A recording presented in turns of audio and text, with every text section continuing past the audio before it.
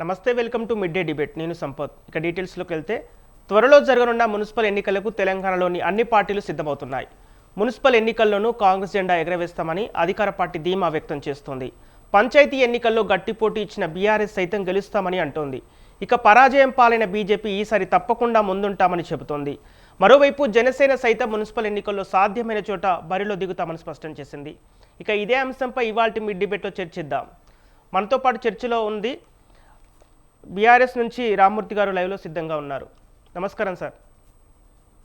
నమస్కారం. అదేవిధంగా కాంగ్రెస్ నుంచి మిట్ట నరసయ్య గౌడ్ అండ్ బీజేపీ నుంచి పల్నాటి వెంకటరెడ్డి, రాజకీయ విశ్లేషకులు జంగయ్య గారు మరి కాసేపట్లో లైవ్లోకి రావడానికి సిద్ధంగా ఉన్నారు. ముందుగా రామ్మూర్తి నుంచి స్టార్ట్ చేద్దాం. రామ్మూర్తి గారు సార్. ఓకే సార్, చెప్పండి.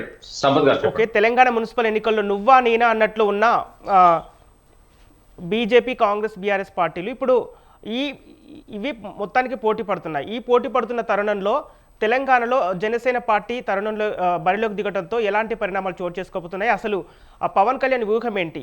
అంటే ఇప్పుడు తెలంగాణలో ఉన్న పార్టీకి నష్టం కలిగే అవకాశం ఉందా? అదేం లేదండి, ఎందుకంటే ఇవి వాస్తవంగా స్థానిక ఎన్నికలు కాబట్టి స్థానికత ఖచ్చితంగా ఒక స్మెల్ ఉంటేనే ఆదరిస్తారు. అదే విధంగా ఏదైనా ముందుకు పోయే అవకాశాలు ఉంటాయి. అదే విధంగా ఏదైతే గతంలో జరిగిన ఎన్నికల విషయంలో కూడా చూసుకుంటే గత మున్సిపాలిటీ ఎన్నికల్లో కానీ మొన్న జరిగిన సర్పంచ్ ఎన్నికల్లో కానీ ఏ విధమైన రిజల్ట్ వచ్చిందో కూడా ఒకసారి చూసుకుంటే పూర్తిగా అర్థమవుతుంది. ఎందుకంటే ఇప్పుడు రాష్ట్ర వ్యాప్తంగా కంప్లీట్ గా 143 అయితే మున్సిపాలిటీలు ఉండేది, ఇప్పుడు మొన్న 12 బెంచీలు, దాంతో పాటు ఇప్పుడు 155. ఈ 155లో వాస్తవంగా ఒక మా బీఆర్ఎస్ పార్టీ 100% దాదాపుగా ఒక 80-90% మేము ఖచ్చితంగా గులాబీ జెండా ఎగరేసే అవకాశాలు. ఎందుకంటే మొన్న కూడా మనం జరిగిన ఎలక్షన్ చూసుకోవచ్చు క్లియర్ గా. ఎందుకంటే మొన్న స్థానిక ఎన్నికల్లో ఏ విధంగా రిజల్ట్ వచ్చింది అన్నది మనం చూసుకుంటే 4035 మేము గెలవడం జరిగింది.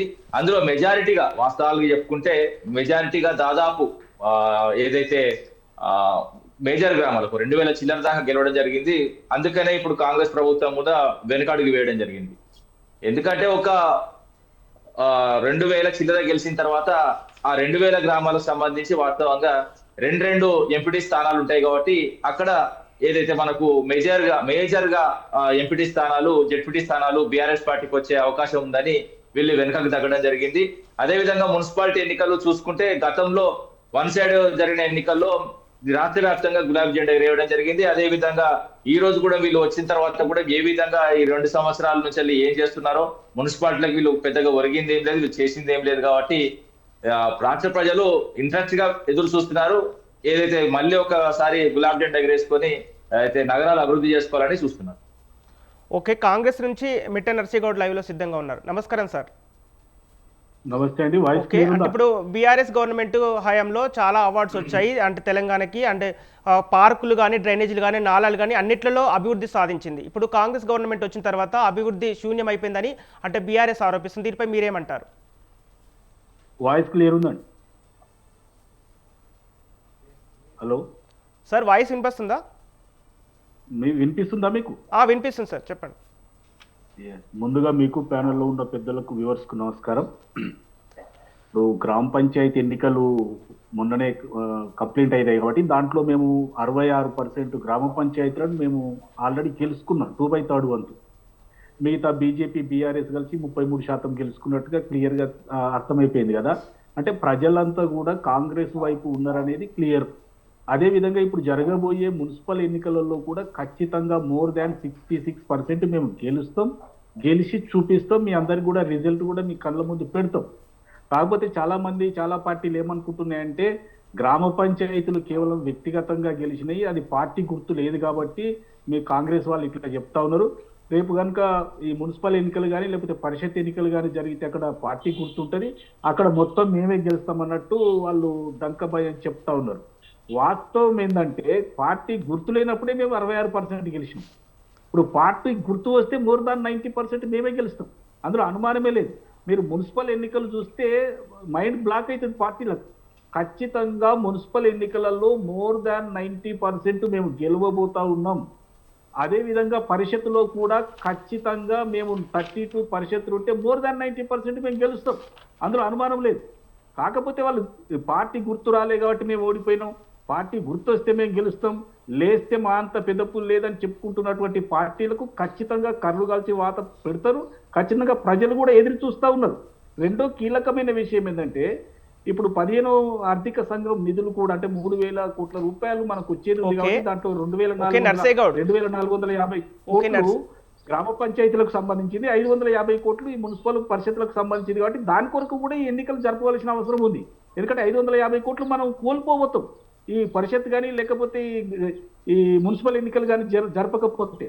కాబట్టి బిఫోర్ 31 మార్చి ఖచ్చితంగా పరిషత్ ఎన్నికలు ప్లస్ మున్సిపల్ ఎన్నికలు జరపబోతా ఉన్నాం. ఖచ్చితంగా మోర్ దాన్ 2/3 వంతు మెజారిటీ మేము సాధించబోతా ఉన్నాం. అప్పుడైనా ఈ పార్టీలకు ఖచ్చితంగా కనువిప్పు కలుగుతుందని మేము భావిస్తాం. ఓకే, ఇప్పుడు గత అసెంబ్లీ ఎన్నికల్లో నగరంలో ఉన్న మొత్తం అన్ని నియోజకవర్గాలు కూడా అన్ని బీఆర్ఎస్ వైపే ఉన్నాయి. ఇప్పుడు ఈ మున్సిపల్ ఎన్నికల్లో కూడా తమ సత్తానే చాటుతోనని ఆరోపిస్తోంది బీఆర్ఎస్. నేనేమంటున్నంటే హైదరాబాద్ లో ఉన్నటువంటి ఎమ్మెల్యే సీట్లు వాళ్ళు గెలిచినామని చెప్పారు కదా, హైదరాబాద్ లో మాకు ఒక్క సీట్ రాలేదని చెప్పారు కదా, కానీ కంటోన్మెంట్ లో వాళ్ళు ఎందుకు గెలవలేకపోయారు? అది కూడా సానుభూతి ఉంది కదా. అమ్మాయి చనిపోయింది, ఎమ్మెల్యే గారు చనిపోయారు, చనిపోతే వాళ్ళ సిస్టర్కి ఇస్తే కూడా వాళ్ళకి గెలవలేని పరిస్థితి. అంత దూరం ఎందుకండి? ఇప్పుడు హైదరాబాద్ మా అడ్డా అని చెప్పుకున్నటువంటి భారతీయ జనతా పార్టీ కానీ లేదా బీఆర్ఎస్ పార్టీ కానీ జూబ్లీ హిల్స్ లో ఎందుకు గెలవలేదు? 2-3 రోజుల ముందు దాకా మేమే గెలుస్తామని సంకలు కొట్టుకున్నటువంటి పార్టీ 25,000 మెజార్టీ తోటి ఎందుకు ఓడిపోయింది? ఏదో 500 300 అంటే కూడా మనం అనుకోకుండా వచ్చిందని. కానీ 25,000 ఓట్ల మెజార్టీ తోటి మేము గెలిచినాము అని అంటే ఇంకెక్కడి పార్టీలండి? ఇదంతా వన్ సైడ్ విక్టరీ. ఇలా కాంగ్రెస్ పార్టీ అన్ని ఎన్నికలలో గెలుస్తూ వస్తూ ఉంది. మేము అసెంబ్లీ ఎన్నికలలో గెలిచినాం, తర్వాత పార్లమెంట్ ఎన్నికలలో బీఆర్ఎస్ పార్టీకి గుండు సున్నా వచ్చింది, ఆ తర్వాత ఎమ్మెల్సీ ఎన్నికలలో కొన్నిట్లో పోటీ చేయలేదు, ఆ తర్వాత పోటీ చేసినటువంటి ఈ బై ఎలక్షన్లు రెండిట్లో ఓడిపోయింది. వీళ్ళు ఇంకా కూడా మేము గెలుస్తామంటే అనుకుంటే తప్పు లేదు. మీ పార్టీ కాబట్టి మీ ఇష్టం. కానీ నేను ఒకటే చెప్తా ఉన్నా, బీఆర్ఎస్ కానీ బీజేపీ కానీ మాకు ఫీల్డ్లో పోటీనే కాదు, మేము మోర్ దాన్ 90% అని చెప్తా ఉన్నాం. గెలిచినటువంటి సీట్లు కూడా అంకెలతో సహా మీ ముందు పెడతాం. ఇప్పుడు కూడా గ్రామ పంచాయతీలు కూడా 8,335 సీట్లు మేము గెలిచినామని ముఖ్యమంత్రి గారు ప్రకటించి ఆ లిస్టు కూడా విడుదల చేసిర్రు. మీకేమన్నా డౌట్ ఉంటే మైక్ వేసుకొని పోయి వాళ్ళని ఇంటర్వ్యూ చేయమని కూడా చెప్పారు. ఇంత స్పష్టంగా 2/3 వంతు మెజారిటీ మాకు ఉన్నప్పుడు ఇక మున్సిపాలిటీలో గెలుస్తాం, పరిషత్తులో గెలుస్తాం, అక్కడ గెలుస్తాం, ఇక్కడ గెలుస్తాం అంటే తప్పలేదు. చెప్పుకోండి. ఇప్పుడు ఇస్తానన్న 6 గ్యారెంటీలపై బీఆర్ఎస్ తీవ్ర ఆరోపణలు చేస్తుంది. దీనిపై మీరేమంటారు? ఇప్పుడు మీరు 6 గ్యారెంటీలలో ఇప్పుడు 200 యూనిట్ల ఫ్రీ కరెంట్ ఇస్తున్నామా? తర్వాత లేడీస్ కు ఫ్రీ బస్ ఫెసిలిటీ ఇస్తున్నామా? తర్వాత 500కు గ్యాస్ బండ ఇస్తున్నామా? ఇంకా 1-2 ఉన్నాయి. ఆ 2 కూడా చేస్తాం, మాకు సమయం ఉంది, మేము చెప్తా ఉన్నాం. ఎందుకంటే బీఆర్ఎస్ గవర్నమెంట్ పోయినసారి అప్పుల కుప్ప చేసిపోయింది. ఇలా అప్పులు తెచ్చి మిత్తిలు కిస్తీలు కట్టవలసిన పరిస్థితి ఉంది. కాబట్టి ఖచ్చితంగా మేము నెరవేరుస్తామని చెప్తా ఉన్నాం. ఈ విషయాలు ప్రజలు నమ్మినరు కాబట్టే మాకు ఓట్లేస్తే 66% సర్పంచ్ సీట్లు మాకు వచ్చినాయి. ఒకవేళ మమ్మల్ని నమ్మకపోతే మాకు సీట్లు వచ్చేటివి కావు కదా. మేము ఇది ప్రజాపాలన అని చెప్తాను. ఈ ప్రజాపాలనలో ఏది కూడా దాచుకోకుండా ప్రజలకు స్పష్టంగా చెప్తా ఉన్నాం. మేము ఒకవేళ ఒక రోజు లేట్ కావచ్చు, కానీ అన్ని కూడా ఖచ్చితంగా మేము చేస్తాం అనేది స్పష్టంగా ప్రజలు నమ్ముతా ఉన్నారు. మా దగ్గర ఏముంది, ప్రభుత్వం దగ్గర ఏముంది, ఏం లేదు అని మొదటి రోజు నుండే మేము ప్రభుత్వం ఏర్పాటు చేసిన మొదటి రోజు కూడా మేము శ్వేతపత్రాలు విడుదల చేసినాం. ఆర్థికంగా ఎలా ఉంది పరిస్థితి, ఇంతకుముందు 69,700 కోట్ల రూపాయల మిగులు బడ్జెట్ తోటి ఉంటే ఇలా 8 లక్షల పైసలకు అప్పులు చేసిపోయారు. ఆ అప్పులు కూడా 11% వడ్డీకి తీసుకొచ్చారు. కాబట్టి అప్పులకు మిత్తిలకే సగం ఖజానా పోతుంది. ఈ విషయాలన్నీ స్పష్టంగా ప్రజలకు చెప్పినాం, ప్రజలు నమ్మినారు. కాబట్టి 68,335 సీట్లు మాకు ఇచ్చిండ్రు. అదేవిధంగా మున్సిపల్ పొరలో కానీ పరిషత్ పొరలో కానీ మోర్ దాన్ 66% మేము సాధించి మీకు చూపిస్తామని చెప్తా ఉన్నాం. ఓకే, రామ్మూర్తి గారు చెప్పండి. ఓకే, సర్పంచ్ ఎన్నికల్లో 2వ స్థానం గెలుచుకున్న అంటే బీఆర్ఎస్ పార్టీ ఈసారి మున్సిపల్ ఎన్నికల్లో తన సత్తాను ఎలా చాటబోతుంది? ఎవరు బలహీనులు ఎవరు బలవంతులు అన్నది స్థానిక ఎన్నికలు 2013 నుంచి చెప్తుంది. తెలంగాణ ఏర్పడక ముందే దాదాపు 1000 స్థానాల్లో బీఆర్ఎస్ పార్టీ పోటీ చేసింది. 456 గెలవడం జరిగింది అయితే 2013లో. దాని తర్వాత 2019లో మేము అధికారం ఉన్నప్పుడు వచ్చింది దాదాపు 7,774 గెలవడం జరిగింది. అదే విధంగా కాంగ్రెస్ 1,500 కూడా దాటలేదు. అదే విధంగా ఏ విధంగా చూసుకున్నా కూడా మొన్న జరిగిన సర్పంచ్ ఎన్నికల్లో కూడా వాస్తవంగా 12,728 సర్పంచ్ జరిగితే దానిలో 4,035 గెలిచి మా సత్తా ఏందో సాటం జరిగింది. వాస్తవంగా స్థానిక ఎన్నికలు ఎప్పుడైనా కూడా సర్కార్ ఫేవర్ గా ఉండాలి, కానీ ఇక్కడ సర్కార్ ఫేవర్ గా రాలేదు. అదే విధంగా ఇంత ముందు కూడా చెప్పాను, ఏదైతే 4035లో దాదాపు ఒక 50% దాకా మేజర్ గ్రామ పంచాయతీలు కాబట్టి అక్కడ ఎంపీటీ స్థానాలు డబల్ ఉన్నాయి కాబట్టి ఇక మళ్ళీ ఎంపీటీసీ జెడ్పీటీ స్థానాలకు పోతే చాలా తీవ్రమైన పరిస్థితి ఎదుర్కొంటున్నది. గుర్తులేని ఎన్నికలకి ఈ విధంగా జరుగుతుంది. ఇక గుర్తున్న ఎన్నికలకు బీఆర్ఎస్ పార్టీకి బ్రహ్మరథం పడతారన్న భయంతో ఏదైతే కాంగ్రెస్ పార్టీ వెనుకకు తగ్గడం జరిగింది. అదే విధంగా వాస్తవంగా రాష్ట్ర వ్యాప్తంగా జెడ్పీటీసీ ఎంపీటీసీ ఎన్నికలు జరగవలసి ఉన్న ఏదైతే గతంలో వచ్చిన రిజల్ట్స్ చూసుకుంటే వాస్తవంగా దాదాపు 90% ఎబో గెలిచినాం. ఎందుకంటే ఆ అనుభవాలు చూసుకొని కాంగ్రెస్ ప్రభుత్వం వెనుకకు జరిగింది. అదే విధంగా మిత్రుడు మాట్లాడుతూ చాలా విషయాలు మాట్లాడిండు. ఏదైతే ఈ ఎన్నికల విషయం కానీ, అదే విధంగా రాష్ట్ర ఖజానా గురించి కానీ నేనని లేదు, ఎవరని లేదు. వాస్తవంగా రేవంత్ రెడ్డి పలుమార్లు ఏదైతే రాష్ట్ర ఆదాయం 18,500 కోట్ల వస్తుందని క్లియర్ గా చెప్పడం జరిగింది. అయితే 24 నెలలు దాదాపు 2 సంవత్సరాలు చూసుకుంటే 4,44,000 కోట్లు అవే అయినాయి. అదే విధంగా వీళ్ళు తీసుకొచ్చిన 5 లక్షల చిల్లర అయితే అప్పు ఉన్నది. ఇవి రెండు కలిపితే 10 లక్షల కోట్లు.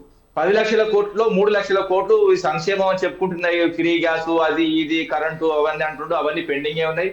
అవి కూడా వాస్తవంగా ఏదైతే గ్యాస్ కూడా వాస్తవంగా గ్యాస్ ఏజెన్సీలకు వీళ్ళు డబ్బులు ఇవ్వలేదు. అదే విధంగా ఏదైతే వాస్తవంగా చెప్పుకుంటే కరెంటు విషయం కూడా ముచ్చటే, ఎవరికి వస్తుందో ఎవరికి పోతుందో తెలియదు. అదే విధంగా పవర్ డిస్కామ్ లో కూడా నష్టాల్లో ఉన్నది కూడా ఈ రోజు కూడా అయితే ఈనాడు పేపర్ లో వివిధ వార్తా పత్రికల్లో చూసుకోవచ్చు. కానీ ఏదైతే ఇది తీసుకొచ్చిన అప్పు ఏదైతే వీళ్ళు 24 నెలలుగా, అదే విధంగా రాష్ట్రం వచ్చిన ఆదాయం మొత్తం 10 లక్షల కోట్లలో దాదాపు 6 లక్షల కోట్లు వాస్తవంగా నిల్వ ఉండాలి, కానీ వాటి విషయంలో ఏం చేయాలి అన్నది కూడా చెప్పారు. అదే విధంగా గత ప్రభుత్వం చేసిన అప్పు అంటే పార్లమెంట్ సాక్షిగా రఘునందన్ గారు అడిగిన క్వశ్చన్ కే క్లియర్ గా సమాధానం చెప్పడం జరిగింది. 3,50,000 కోట్లు మాత్రమే గత ప్రభుత్వం తీసుకొచ్చింది, వివిధ కార్పొరేషన్ల ద్వారా అన్ని లెక్కలు చెప్పి. అయినా కూడా వీళ్ళు తాపకోసారి ఇదే పబ్బం గడుపుకుంటూ జనాలు ఇప్పుడు కూడా అన్నాడు మిత్రుడు, మేము నమ్మించినాం, జనాలు నమ్మిళ్ళు. సరే ఇప్పుడు నమ్మతలేరు, ఎందుకంటే మనం నమ్మలేదు కాబట్టి రిజల్ట్స్ ఆ విధంగా వచ్చింది. అదే విధంగా ఎమ్మెల్యే ఎలక్షన్స్ లో మీకు కట్లు వచ్చింది, ఎంపీ ఎలక్షన్స్ లో ఇట్లు వచ్చిందని మాట్లాడుతున్నాడు మిత్రుడు. ఎమ్మెల్యే ఎలక్షన్స్ లో వాస్తవంగా వాళ్ళకు మాకు 1.8 మాత్రమే తేడా.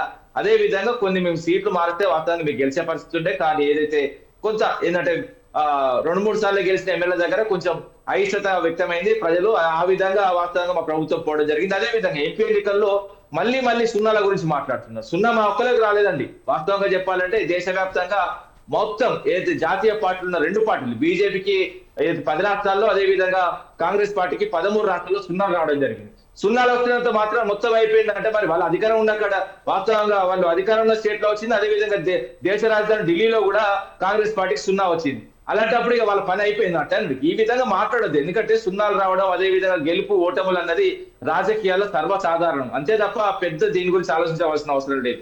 ఇంకోటి ఏంటంటే ఇప్పుడు 143 ఏదైతే మున్సిపాలిటీలు ఏదైతే వాస్తవంగా కొన్ని ఏదైతే గ్రేటర్ సంబంధించినవి కూడా ఉన్నాయి ఇందులో, అదే విధంగా కార్పొరేషన్లు కూడా ఉన్నాయి. 143 ఇప్పుడు ఏదైతే 12 పెంచిన తర్వాత 155 అని, ఈ 155 ఏదైతే వాస్తవంగా హైదరాబాద్ వదిలేస్తే హైదరాబాద్ 3 ముక్కలు చేసిండ్రు, గ్రేటర్ హైదరాబాద్ ను అవి 3, అదే విధంగా వరంగల్ సంబంధించి గ్రేటర్ వరంగల్ సంబంధించి అది కూడా పెండింగ్ పెట్టి రాష్ట్ర వ్యాప్తంగా మిగతా అన్ని 151 మున్సిపాలిటీలు, అందులో కార్పొరేషన్లు కూడా మిగతాపై ఉన్నాయి. వీటన్నిటికీ ఎన్నికలు జరిపే అవకాశం ఉన్నది ప్రభుత్వం. ఎందుకంటే వాస్తవాలు ఏంటంటే ఇక్కడ వరంగల్లో కానీ, అదే విధంగా హైదరాబాద్ లో కానీ మేజర్ గా అభివృద్ధి చేసినాం కాబట్టి జనాలకు తెలుసు. అదే విధంగా వివిధ మున్సిపాలిటీలో కూడా క్లియర్ గా మేము ఏం చేసినాము, మేము ఏ విధంగా చేసినాము, ఏదైతే 9.5 ఏళ్ళు ఏ విధంగా అభివృద్ధి చేసినాం అన్నది ప్రజలకు క్లియర్ గా ఉన్నది కాబట్టి ఖచ్చితంగా అయితే గులాబీ జెండా ఎగిరే అవకాశం ఉన్నది, అంతే తప్ప. కానీ ఎవరు ఏం చెప్పినా జనాలు నమ్మే ఇంతకుముందు అబద్ధాలు ఆడి గెలిచినామంటే ఇప్పుడు కుదరదు. ఎందుకంటే జనాలు చాలా తెలివికల్లో లైన్లు, మీరు ఏం చెప్పినా నమ్ముతారు అనుకోవడం అసత్యం, సత్య దూరం. ఓకే నర్సయ్య గౌడ్, మీరేమంటారండి? ఇప్పుడు మిత్రుడు ఏం చెప్తుండంటే మాకు పార్టీ గుర్తు కనుక వస్తే మేము మొత్తం గెలుస్తాం అన్నట్టు మాట్లాడుతున్నారు. నేను ఒక్కటే అడుగుతున్నా, సూటి ప్రశ్న. జూబ్లీ హిల్స్ ఎన్నికలు జరిగి ఎన్ని సంవత్సరాలు అయితే కాలే కదా, 1-2 నెలలు అయింది. 1-2 నెలలు కూతవేటు దూరం అంటే మీ ఆఫీస్కు కూతవేటు దూరంలో ఉన్నటువంటి జూబ్లీ హిల్స్ ఎన్నికలో నర్సయ్య గౌడ్ గారు, ఇప్పుడు జూబ్లీ హిల్స్ ఎన్నికలే కానీ జూబ్లీ హిల్స్ ఎన్నికలే కానీ పంచాయతీ ఎన్నికలే కానీ మొత్తం బీఆర్ఎస్ వైపే ఉన్నాయని జూబ్లీ హిల్స్ ఎన్నికల గురించి ఒకటి మర్చిపోయాను, అది కన్క్లూడ్ చేస్తాను. ఎందుకంటే రెండు చెప్పారు. నర్సన్న ఒక్క నిమిషం మీరే మాట్లాడండి. ఎందుకంటే కంటోన్మెంట్ చెప్పి ఫస్ట్ కంటోన్మెంట్ లో వాస్తవంగా ప్రభుత్వం వచ్చిన కొన్ని రోజులకే దురదృష్టవశాత్తు అభ్యర్థులు చనిపోవడం జరిగింది, అక్కడ ఎన్నికలు వచ్చినాయి. ప్రభుత్వం వచ్చిన కొత్తలో మీకే ఫేవర్గా ఉంటుంది కాబట్టి ఇక్కడ మీరు ఏమో చేస్తారన్న అభిప్రాయంతో ఏదో బ్రహ్మ పదార్థం అనుకొని గెలిపించారు. సరే, దానికి మేము అంటలేం. రెండోసారి జూబ్లీహిల్స్ ఎన్నిక కూడా వాస్తవంగా అది ఎన్నికే కాదు, 13 ఏళ్ళు 14 ఏళ్ళ వాళ్ళతో కూడా రిగ్గింగ్ చేసింది వాస్తవంగా మనం టీవీలలో మెయిన్ స్ట్రీమ్ మీడియాలలో కూడా చూసాం. అదే విధంగా ఏదైతే ఎలక్షన్లు 3 రోజులు ఉన్న సందర్భంగా కూడా ఇంకా 3 రోజుల సమయం ఉన్న సందర్భంలో కూడా ఇంటెలిజెన్స్ డిపార్ట్మెంట్ ప్రభుత్వానికి పూర్తిగా ఓడిపోతామని వచ్చిన రిజల్ట్ తర్వాత కంప్లీట్ గా అన్ని విధాలుగా అయితే ఒక స్ట్రెయిన్ పెట్టి ఆ నియోజకవర్గం మీద మొత్తం కంప్లీట్ గా పోలీస్ బలగాలను అదే విధంగా రెవెన్యూ బలగాలను మొత్తం దింపేసి ఒక ఏదైతే బల ప్రదర్శన చేసి అదే విధంగా ఏదైతే ఒకవేళ ఏదైతే ఓడిపోతే సీఎం సీటుకు ఏదైతే ప్రమాదం ఉందన్న ఉద్దేశంతో వాస్తవంగా దాన్ని కాపాడుకునే విషయంలో ఏదైతే ప్రభుత్వాన్ని వచ్చిన తర్వాత వాస్తవంగా ఇన్ని ఓట్లు వచ్చినా కూడా చూసుకోవచ్చు. వాస్తవంగా మాకు అంత తేడాతో కూడా ఓడిపోలేదు. వాళ్ళు 20,000 కథా కార్యకర్తలు దొంగ ఓట్లే దానిలో ఎన్ని ఉన్నాయన్నది కూడా గతంలో కూడా చెప్పి ఆఖరికి అభ్యర్థి ఇంట్లోనే వాళ్ళకి సంబంధించిన వాళ్ళ బ్రదర్ 2 ఓట్లున్నాయి కూడా తెలిసిపోయింది. ఎందుకంటే దొంగోట్ల విషయంలో క్లియర్, దేశవ్యాప్తంగా దొంగోటు అంటారు, అదే విధంగా రాష్ట్రానికి వచ్చే వరకు దొంగోట్లతో గెలుస్తారు. ఇలాంటి పరిస్థితులు ఉన్నాయి. ఓకే, నరసయ్య గౌడ్ గారు, అంటే తెలంగాణలో బీజేపీ పార్టీ అంటే కాంగ్రెస్కు ప్రత్యామ్నాయంగా మారే అవకాశాలు ఉన్నాయా?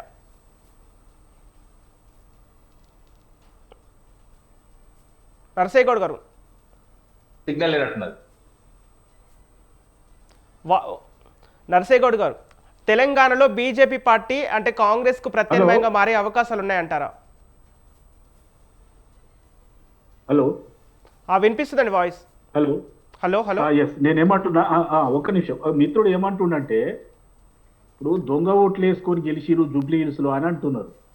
అరే, ఒక ఓట 500 300 అండి, 25,000 ఓట్ల మెజారిటీ.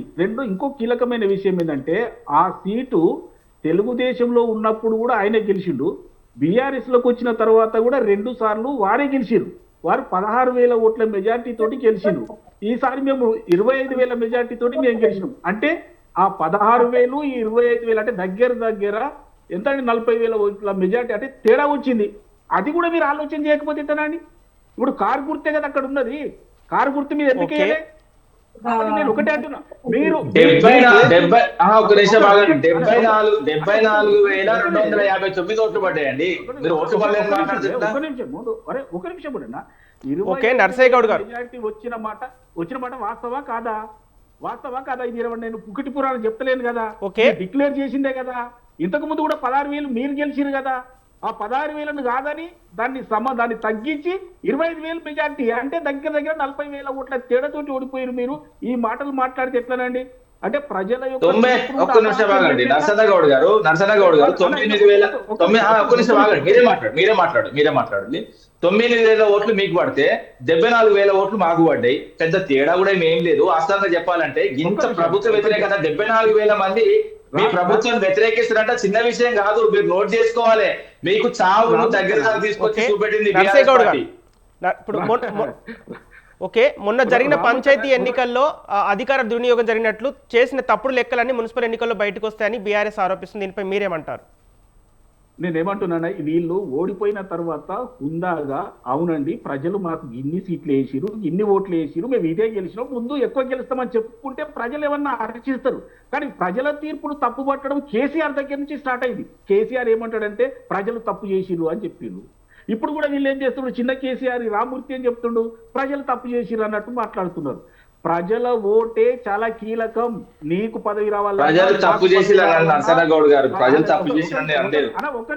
ఒక నిమిషమే అరే, నువ్వు మాట్లాడినప్పుడు నేను సపరేలే కదా. అయితే నేను ఏమంటున్నా, ప్రజలను కించపరిచిన ఏ రాజకీయ నాయకుడు కూడా అభివృద్ధి చెందిన దాఖలాలు లేవు. ప్రజల ఓటే కీలకం. ముఖ్యమంత్రి కావాలన్నా ప్రజలు ఓటేయాలి, ముఖ్యమంత్రి దిగిపోవాలన్నా ప్రజలు ఓటేయాలి. అంతే తప్ప నేను అంటున్నా, ప్రజలు ఓటేస్తేనే కదా నీకైనా నాకైనా సర్పంచ్ సీట్లు వచ్చినాయి. మీకు ఎన్ని వచ్చినాయన్నా మీ పేపర్లో రాసిరు కదా, దాన్ని కూడా మీరు తప్పు పడితే ఎట్లా? ప్రతిసారి 3 విడతలలో 3,000 వచ్చినాయి, మీకు మాకు 8,000 వచ్చినాయి. అంటే మాకు తక్కువ వచ్చినట్ట? 8,000 చిల్లర 8,335 సీట్లు.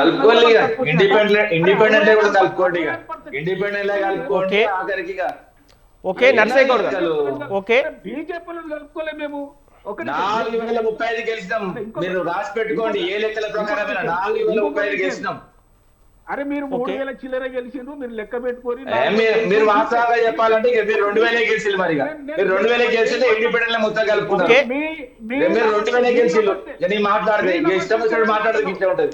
ఓకే నర్సయ్య గౌడ్, ఓవరాల్ గా ఓకే 2,000 కూడా గెలవలేదు మరి మీరు మొత్తం ఇండిపెండెంట్ గెలిస్తే మీరు కలుపుకున్నారు. తెలంగాణలో మీ ఆంధ్రజ్యోతిలో మీ నమస్తే తెలంగాణ మమ్మల్ని కదా మీ ఆంధ్రజ్యోతి, అదే విధంగా మీ ఈనాడు కూడా ఇవాళ రాసింది, మీ ఈనాడు కూడా రాసింది ఇవాళ. ఎక్కడ వచ్చినాయండి? ఎన్ని రోజులు చెప్తారు ఇట్లా అబద్ధాలు మీరు? ఎందుకు మీరే అబద్ధాలు చెప్తారండి? మీకు 2,000 కూడా రాలేదు, ఇండిపెండెంట్ గెలిచాను మీరు అలా కలుపుకున్నారు. ఎలక్షన్ కమిషన్ డిక్లేర్ చేసి ఇచ్చిన వాటిని లెక్క పెట్టుకో. మా ముఖ్యమంత్రి స్పష్టంగా పార్టీలు ఉండవండి, మీ పార్టీలు ఉండవు. ఎలక్షన్ కమిషన్ పార్టీలు డిక్లేర్ చేయదు. ఎలక్షన్ కమిషన్ పార్టీని డిక్లేర్ చేయదు. క్యాండిడేట్ అన్నది సర్పంచ్ ఎన్నికలు అన్నది ఇండివిజువల్ సంబంధించింది.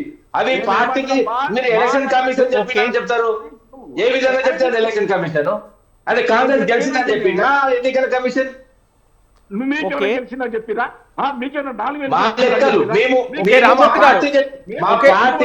జిల్లా పార్టీ నుంచి సేకరించినాయి, జిల్లా పార్టీ ఆఫీస్ సేకరించినాం, రామూర్తి గారు ఆఫీస్ నుంచి సేకరించినాం.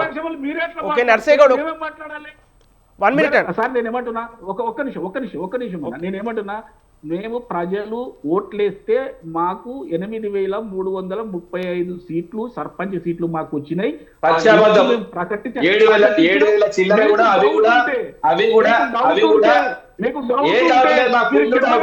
కెమెరా తీసుకొని ఒక్కొక్కరి దగ్గర పోయి ఇంటర్వ్యూ చేసుకోమని కూడా చెప్పినాం. అయినా కూడా మీరు అబద్ధాలు మాట్లాడితే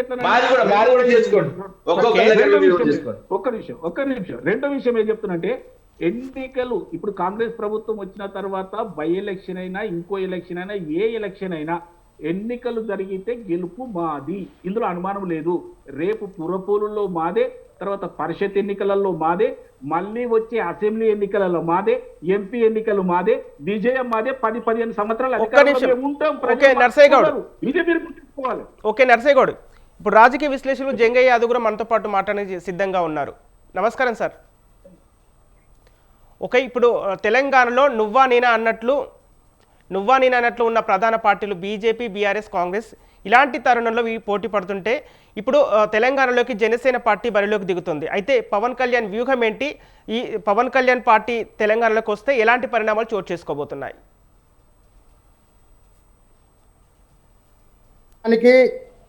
మన తెలంగాణలో అడుగు పెడితే కొంత ప్రాబల్యం అయితే ఉండే అవకాశం ఉంటుంది.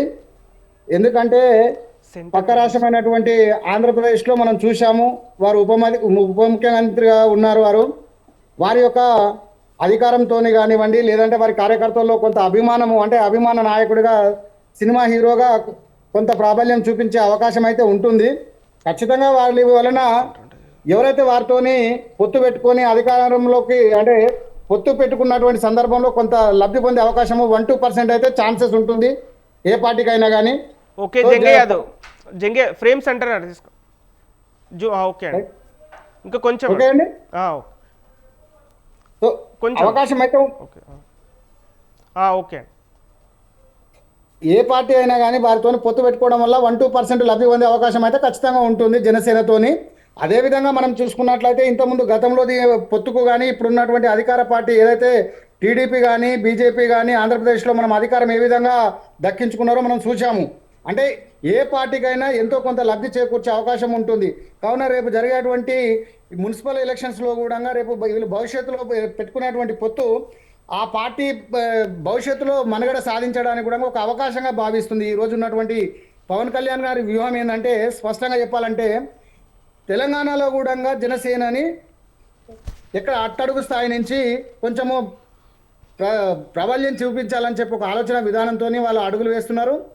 భవిష్యత్తులో వారు పొత్తు పెట్టుకున్నా పెట్టుకోకపోయినా పార్టీ కొంచెం లబ్ధి పొందే అవకాశం అవుతుంది. ప్రజల్లో తీసుకెళ్లడానికి ఇది ఒక మంచి అవకాశంగా వాళ్ళు భావించి తెలంగాణలో జనసేనగా పోటీ చేస్తుందని చెప్పేసి వాళ్ళ వ్యూహం కనపడుతుంది. దీనివలన వారిని మనం అంత ఈజీగా తీసుకేసుకోవడానికి వీల్లేదు. ఎందుకంటే ఆంధ్రప్రదేశ్ పార్టీ, ఆంధ్ర పార్టీ అని చెప్పేసి, లేకపోతే ఇంకొక పార్టీ అని చెప్పేసి మనము ఇట్లా ఈజీగా తీసి పెట్టడానికి మాత్రం లేదు. తెలంగాణలో ఏ పార్టీ అయినా పోటీ చేయడానికి అవకాశం ఉంటుంది.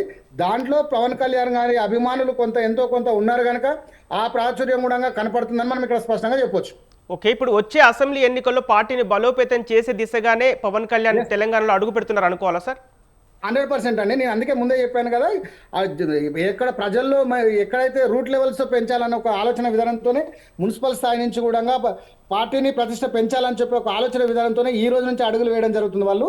దానివల్లనే ఈ రోజు మున్సిపల్ ఎలక్షన్లో వాళ్ళు పోటీ చేయడము, అది మీరు అన్నట్టు పొత్తు పెట్టుకోవడమా లేకపోతే ఇండిపెండెంట్గా చేయడమా, వారి కార్యకర్తలు ఒక మనోధైర్యాన్ని నింపడానికి కానీ, వారి కార్యకర్తల్లో బలం పెంచుకోవడానికి కానీ, ఉన్నటువంటి పార్టీలను వారి యొక్క క్రియాశీలక సభ్యత్వాన్ని పెంచుకోవడానికి కానీ, ఇట్లా ప్రతిదీ కూడా. ఎందుకంటే అక్కడ అధికారంలో ఉన్నారు కనుక, ఆల్రెడీ ఆంధ్రప్రదేశ్లో ఉన్నారు కనుక, పక్క రాష్ట్రంలో ఉన్నటువంటి మన దగ్గర ఉన్నటువంటి సెటిలర్స్ కూడా చాలా మంది అక్కడ ప్రాంతం నుండి ఉన్న వాళ్ళు ఉన్నారు కనుక వారి యొక్క ఓటు కూడా ముఖ్యమే అవుతుంది తెలంగాణలో కనుక.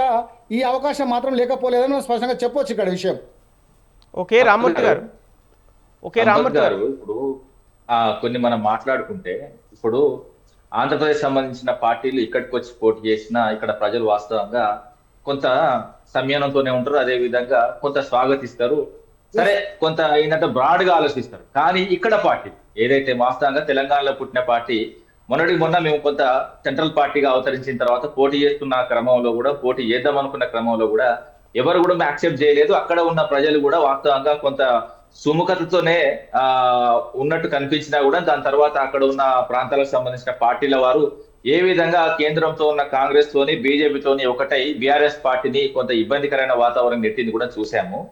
ఏదైతే వాస్తవంగా ఆంధ్ర ప్రజల కంటే తెలంగాణ ప్రజలు కొంచెం బ్రాడ్ గా ఆలోచిస్తారు, బయట వాళ్ళని కూడా మా వాళ్ళని ఓన్ చేసుకుంటారు. కానీ ఇప్పుడు నేను కానీ, అదే విధంగా జగ్గయ్య గారు కానీ, లేకపోతే కాంగ్రెస్ సంబంధించిన ఏదో ఇతర నాయకుడు ఏదైతే వాస్తవంగా ఇంకో నాయకుడు ఉన్నాడు కదా, ఆ నాయకుడు కానీ, మనం ఏదైతే ఆంధ్రప్రదేశ్ లో విజయవాడకి వెళ్ళో లేకపోతే వైజాగ్ వెళ్ళో పోటీ చేస్తే గెలువరిస్తారా అండి? వీళ్ళు యాక్సెప్ట్ చేస్తారా? వీళ్ళు ఇప్పుడు అక్కడ ఉన్న ప్రాంతీయ తత్వము ఇక్కడ ప్రజలు కూడా రావాలని చెప్తున్నా, ఎందుకంటే మీకు క్లియర్ గా అర్థం కావాలని. అక్కడ ఉన్న ఆంధ్రప్రదేశ్ కు వాళ్ళ ఫీలింగ్ ఉన్నది, మాది మా పార్టీ మాకు సంబంధించింది, మేము ప్రాంతీయవాదాన్ని పునికి పుచ్చుకుందామని అక్కడ ప్రజలు ఆలోచిస్తున్నారు. మరి ఇక్కడ ప్రజలు ఎందుకు ఆలోచిస్తలేరు? ఇక్కడ ప్రాంత ప్రజలు కూడా మరోసారి ఆలోచించుకోవాలి, ఆత్మవిమర్శ చేసుకోవాలి. అది జనసేన పార్టీ కానీ, టీడీపీ పార్టీ కానీ, అది మన పార్టీ కాదని నిర్ణయించుకోవాలి. మరి ఒకవేళ జాతీయవాదంగా ఉంటే మమ్మల్ని కూడా యాక్సెప్ట్ చేయాలి, అంతే తప్ప కానీ మీకో న్యాయం మాకో న్యాయమా అండి? ఇలాంటి రాజకీయాల్లో వాస్తవంగా ద్వంద్వ నీతి, ద్వంద్వ వైఖరి పనికిరాదండి. ఇప్పుడు మనం ఏది ఇస్తా తిరిగిస్తామండి. మాకు వాస్తవంగా మమ్మల్ని ఆహ్వానించండి, అక్కడ మాకు కూడా సీటు గెలిపియండి, మాకు కూడా ఇక్కడ గెలిపిస్తారు జనాలు. కానీ అక్కడికి మేము రావద్దు, కానీ ఇక్కడ మీరు రావచ్చు, ఇక్కడ పోటీ చేయొచ్చు, మీరు గెలవచ్చు, కానీ మేము అక్కడ పోటీ చేయొద్దు. ఇది ఎక్కడ ద్వంద్వ నీతి అండి? ఇది ఎక్కడ కన్ఫ్యూజన్? ఓకే రామ్మూర్తి గారు, ఇప్పుడు తెలంగాణలో జనసేన పార్టీ బరిలోకి దిగితే అంటే బీఆర్ఎస్ కు ప్రాధాన్యత కోల్పోయే అవకాశాలు ఉన్నాయా? ఎందుకు కోల్పోతామండి? ఇప్పుడు ఇంతకుముందు పోటీ చేయలేదా? ఇంతకుముందు పవన్ కళ్యాణ్ సపోర్ట్ చేసిన పరిస్థితులు లేవా? వేరే పార్టీలకు ఏ పార్టీలు చేసినా కూడా మంచి దురోధనలు ఎదుర్కొన్నామండి. ఇంకోటి ఏంటంటే ప్రాంతానికి అన్యాయం చేసిన వాళ్ళను ప్రాంతం పొలిమేరలాగా తొలగిపెట్టినాం, కాళోజీ నారాయణ రెడ్డి చెప్పినట్టు. అదే విధంగా ప్రాంతానికి అన్యాయం చేస్తున్న వాళ్ళను ఖచ్చితంగా ప్రాంతంలో పాతి పెడతాం. అలాంటి రోజులు వస్తాయి, ఏదో ఆచమాసి రాజకీయాలు కాదండి. ఎందుకంటే ఒక ప్రాంతీయ భావంగా పుట్టిన మా పార్టీ ప్రాంతానికి అన్యాయం జరిగితే ప్రాంతం మీద కొట్లాడింది. అదే విధంగా ఒక సాధించుకున్న తెలంగాణలో మళ్ళీ ఒక స్వర్ణయుగం లాగా తీసుకొచ్చినాం. సరే ఒకసారి అధికారం వాళ్ళకు తర్జుమైనంత మాత్రాన వాళ్ళు మొత్తం హీరోలు అనుకొని విర్రవీకి మొత్తం మేమే ఇక మా 15 ఏళ్ళు 20 ఏళ్ళు ఉంటామనుకుంటే పాతి పెట్టే రోజులు చాలా ఉన్నాయండి. ఇలాంటి అధికార దాహం తలకెక్కి ఎప్పుడు కూడా మాట్లాడదు, ఎందుకంటే ప్రజలు చాలా విజ్ఞులు. మీరు 24 నెలలుగా మీరు ఏం చేస్తున్నారు అన్నది కూడా చూస్తున్నారు. ఇక మీ కాలం అయిపోయింది, మళ్ళీ వచ్చేది బీఆర్ఎస్ ప్రభుత్వమే. ఎవరు ఎన్ని కుట్రలు చేసినా, కుక్కల కూటమిలు ఎన్ని ఏకమై వచ్చినా కూడా ఒక నిమిషం ఆగండి. ఓకే, నేనేమంటున్నా, రాష్ట్ర వ్యాప్తంగా ఎన్ని పార్టీలు ఏకమై బీఆర్ఎస్ పార్టీ మీద పోటీ? అరే ఏందండి ఎప్పుడు మాట్లాడుతున్నారు? ఓకే నర్సయ్య గౌడ్, నేనేమంటున్నా, రాష్ట్రంలో కుక్కల కూటమిలు ఎన్ని ఏకమైన అన్ని కలిపి వచ్చిన మా బీఆర్ఎస్ పార్టీ మీద మీరు పోరు చేసినా కూడా ఈ తెలంగాణ ప్రజలు మిమ్మల్ని మట్టిలో కలపడం ఖాయం. ఓకే నర్సయ్య గౌడ్, తెలంగాణలో బీజేపీ పార్టీ అంటే నర్సయ్య గౌడ్ చెప్పండి వినిపిస్తుంది. తెలంగాణలో బీజేపీ పార్టీ కాంగ్రెస్ పార్టీకి ప్రత్యామ్నాయంగా మారే అవకాశాలు ఉన్నాయా? బీజేపీ పార్టీ మొన్న జూబ్లీ హిల్స్ ఎన్నికలలో డిపాజిట్ పోయినప్పుడే గల్లంతైంది. ఎందుకంటే ఇంతకు ముందు ఎప్పుడు కూడా 8 మంది ఎమ్మెల్యేలు, అంటే ఎమ్మెల్యేలు ఇంతకు ముందు ఎక్కువ ఉండే కానీ ఎంపీలు 8 మంది రాలే. 8 మంది ఎంపీలు ఉండి ఒకే ఒక బై ఎలక్షన్ లో డిపాజిట్ కోల్పోయింది. అంతకుముందు 25,000 ఓట్లు వస్తే మొన్న 17,000 ఓట్లు వచ్చి డిపాజిట్ కోల్పోయిన భారతీయ జనతా పార్టీని ఎవరైనా నమ్ముతారా అండి? కిషన్ రెడ్డి గారు ఉన్నంత కాలం భారతీయ జనతా పార్టీకి గుండు సున్నే. ఆయనను కేంద్ర కమిటీ ఆయనను పక్కకు పంపేది. ఆయన ఉన్నంతసేపు ఇక్కడ సీట్లు సున్నా. కాబట్టి నేను ఒకటే అంటున్నా, భారతీయ జనతా పార్టీ గురించి పెద్దగా ఆలోచన చేయాల్సిన అవసరం లేదు ఎన్నికల గురించి. రెండో విషయం మీరు ఏమంటారంటే పవన్ కళ్యాణ్ గారు వస్తా అంటున్నారు. అరే భారతదేశంలో ఎవరైనా ఎక్కడైనా పార్టీ పెట్టుకోవచ్చు, రావచ్చు, పోటీ చేయొచ్చు, ప్రజలు ఓట్లేస్తే గెలవచ్చు. కానీ ఒక్క విషయం స్పష్టంగా చెప్తుంది ఏంటంటే ఆంధ్రప్రదేశ్లో ఉన్నటువంటి పార్టీలు తెలంగాణలో పోటీ చేసేటప్పుడు ఒకటి డిక్లరేషన్ ఇవ్వాలి. ఎందుకంటే తెలంగాణకు రావాల్సినటువంటి నీటి వాటాలు మేము సాధిస్తాము, మేము ఆంధ్రప్రదేశ్కు నీళ్ల దొంగతనం నుంచి కట్టడి చేస్తామని ఒక డిక్లరేషన్ ఇచ్చొస్తే ప్రజలు అంతో ఇంతో కొంత నమ్ముతారు. కానీ అక్కడ నీళ్ళని ఎత్తుకపోతాం, మిగతా ప్రాజెక్టులన్నీ అడ్డగోలుగా కట్టుకుంటాం. కానీ మళ్ళీ తెలంగాణలో వచ్చి మేము పోటీ చేస్తాం, మేము గెలుస్తాం అంటే ఎవడు ఒప్పుకుంటాడండి? అసలు తెలంగాణ ఏర్పడ్డదే నిధులు, నీళ్లు, నియామకాల గురించి. మా నీళ్లు మాకు కావాలనే కదా మేము కొట్లాడేది. నీళ్ల అంశంపై ఎందుకు స్పందించడం లేదని బీఆర్ఎస్ పార్టీ తరపు నుంచి ఆరోపణలు చాలా వెల్లువెత్తుతున్నాయి. దీనిపై మీరేమంటారు? సంపత్ గారు నేను ఏమంటున్నా, ఇప్పుడు నీళ్ల వాట చెప్పాలంటే చాలా స్పష్టంగా చెప్తా ఉన్నా. ఇంతకు ముందు ఉమ్మడి ఆంధ్రప్రదేశ్ ఉన్నప్పుడు 811 టీఎంసీల వాటా ఆంధ్రప్రదేశ్కు మనకు కలిపి. ఇప్పుడు కృష్ణా నది మన దగ్గర 65 to 75% పారకం, అంటే క్యాచ్మెంట్ ఏరియా, అంటే మన దగ్గరే ఎక్కువ పారకం ఉంది. అంటే మనకు ఎంత రావాలి? దగ్గర 600-700 టీఎంసీలు మనకు రావాలి. కానీ కేసీఆర్ గారు 2014లో గెలిచిన తర్వాత మీటింగ్ లో ఏం చెప్పారంటే 99. నేను 299 అది ఇప్పుడు ఇంకా కూడా రాంగ్ డైరెక్షన్ లో పోతుందండి. వాస్తవంగా 299 అన్నది కిరణ్ కుమార్ రెడ్డి పంపిండు. విభజన హామీలో అది ఆయనకి తెలియదండి. అదే టెంపరీ మెజర్స్ మీద జరిగింది. అది బ్రిజేష్ కుమార్ ట్రిబ్యునల్ గురించి మాట్లాడితే ఇప్పుడు నేను మాట్లాడతా, అబద్ధాలు మాట్లాడితే ఎట్లా అండి? ఏంటండి ఇది రామూర్తి టైం ఇవ్వండి.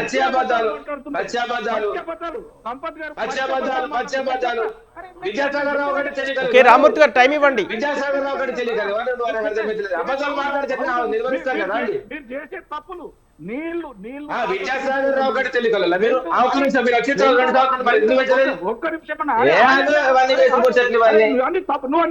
నరసన్నగౌడ్ గారు నువ్వు తెలియకల్లు అనేవి, నువ్వు కూడా అబద్ధాలు చెప్తాకంటే నువ్వు రేవంత్ రెడ్డి మాట్లాడింది మీరు నేను చెప్పాలా మరి? ఎట్లా ఏ సంవత్సరంలో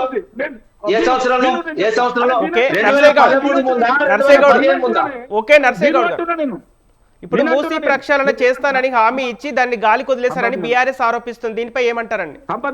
సంపత్ గారు నేను ఏమంటున్నా, బీఆర్ఎస్ పచ్చి అబద్ధాలు మాట్లాడుతుంది.